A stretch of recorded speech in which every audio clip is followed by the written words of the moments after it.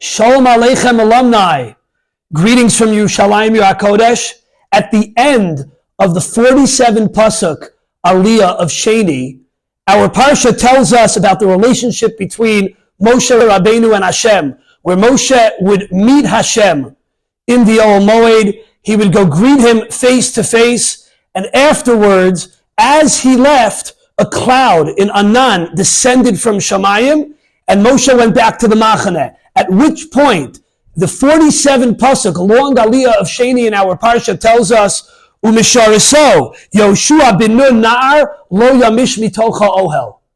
And the question that the Ibn Ezra asks is, how in the world can you describe Yoshua bin Nun as a Na'ar? A Na'ar we translate as a lad, as a boy, as a child, if the Gemara in Zvachim hints to us that Yoshua was in his 50s. He was 56, 58.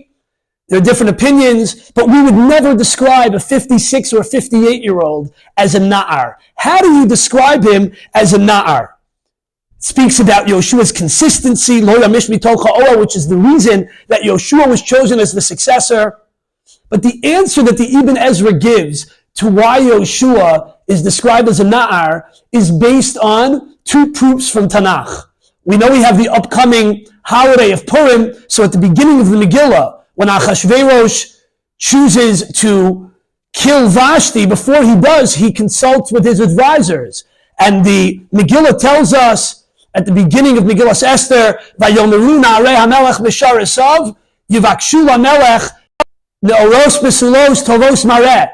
Ne'oros b'sulos tovos mareh, ending up in choosing Esther, but Achashverosh's advisors are described as Na'arim. Now, they were young, but their Ne'arim has the meaning of people who served Achashverosh with distinction. And then there's another proof in Yoshua Parak Vav, when they get Rachav out of Yericho, before it's pillaged, the word Ne'arim is used there.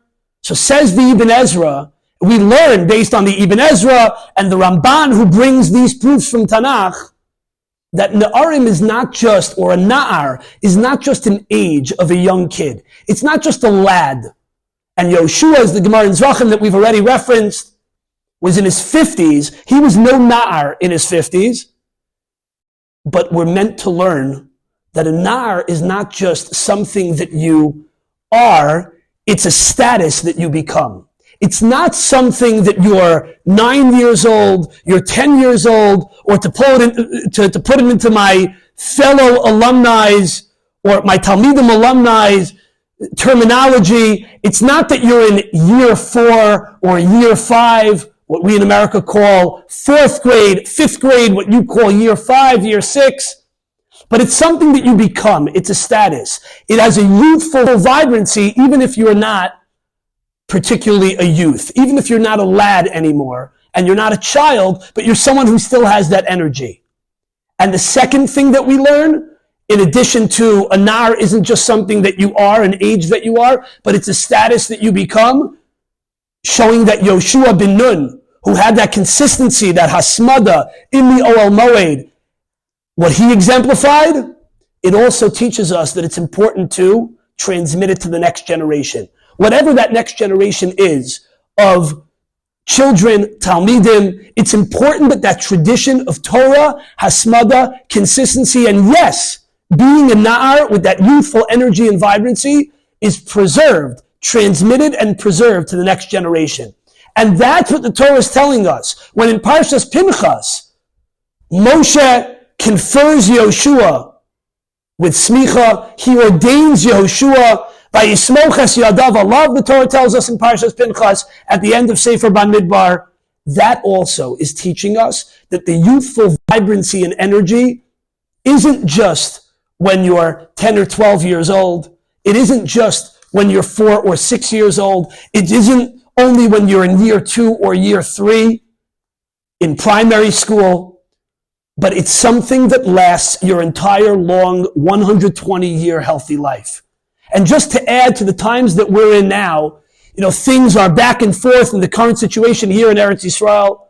But there was a video that was circulating on only the good news status of the current war. And there was a soldier a chayal in his 70s, I'm sure you saw the video, visiting his 101-year-old mother. There are people like Ezra Yachin, who's in his 90s, who wrote memoirs and books. There are people in their 70s, 80s, and yes, into their 90s on the front lines in Gaza and up north. So we see Na'ar from Kisisa, Na'ar from Megillas Esther, from Yoshua with Rachav and Perek Vav, and from the Gemara in Zrachim, and from Parshas Pinchas, all of these Makoros coming together beautifully to teach us, a Na'ar is someone who is not young, but young at heart. Have a wonderful week and a wonderful Shabbat.